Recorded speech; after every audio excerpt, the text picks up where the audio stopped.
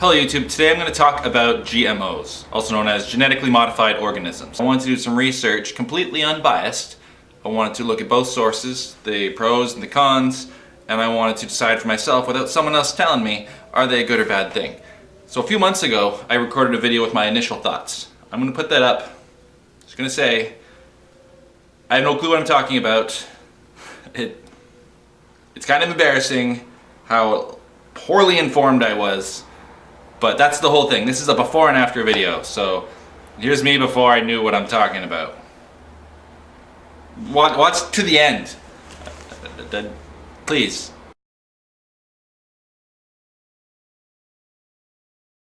So genetically modified organisms are kind of a big deal right now. And I want to answer is, are GMOs a good thing or a bad thing? Anybody that knows me knows that I don't like talking in absolutes.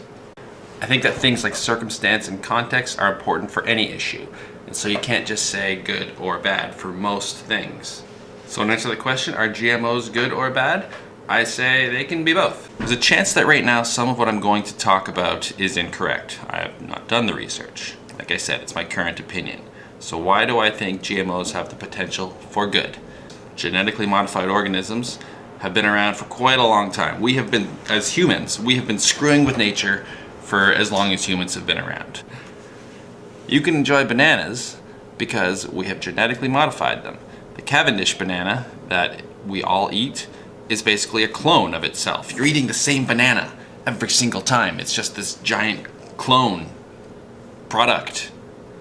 And if it weren't for that, bananas would have been wiped out by a virus. And then there's vitamin A rice. Now, from what I've read, it's not the most perfect product yet, but the potential, I think, is still there. You can infuse rice with vitamins it doesn't have for people in the world that have that vitamin deficiency and save lives. And just because currently it's not as effective as it could potentially be, doesn't mean we just give up doing that. Now for some of the bad things that I'm aware that GMOs can have. You can wreak havoc on ecosystems. If you put a genetically modified organism out into an ecosystem that is not prepared for it, who knows what could happen? Chances are it's just going to dominate that ecosystem. Animals get into it, and who knows what it does on their digestive systems, and then it passes on. The ecosystem is very complicated. It's all very interconnected with these interconnectivities. And you throw something out there from a lab, well, it could be dangerous. Also, these are things that we eat. We're doing stuff to our food, and without proper testing, who knows what that's doing into our bodies, short-term and long-term.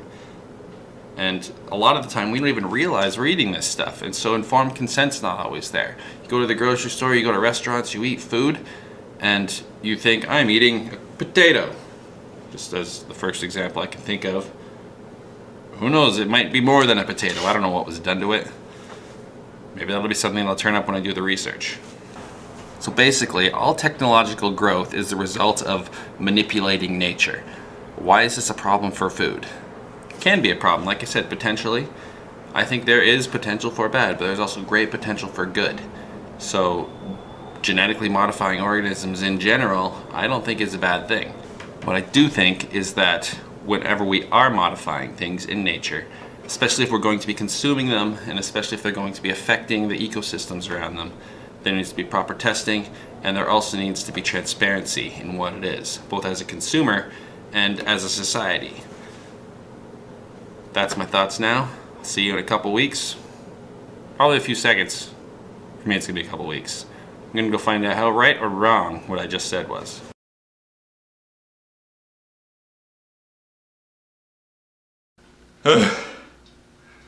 Yeah.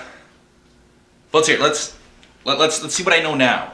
Okay, so a GMO is not the same, and I repeat this, not the same as hybridization or crossbreeding. Those are completely different techniques. I didn't realize that they were different things. GMOs are a specific technique where foreign genes are inserted into something, a plant product, usually is what it is. So it's usually like a virus or bacteria, something like that. So after studying both the pros and the cons and trying to be as unbiased as possible, I get the impression that GMOs is a tool and not a final product. Now what I mean by that is I think there is potential for something good to come out of the entire process, but the current state of things is really quite unregulated, quite untested, and just rushed. I mean, I heard there's talk of vitamin A rice, where you can get rice into countries where there's vitamin A deficiencies, and there you go, they get their vitamin A, and this could save lives. In theory, that's pretty cool. In practice, what I found is you have to eat so much of this rice to get the necessary vitamin A that you're gonna like overdose on rice. There's better things to overdose on, like chocolate, for example, is a better thing to overdose on than rice. I'm just saying.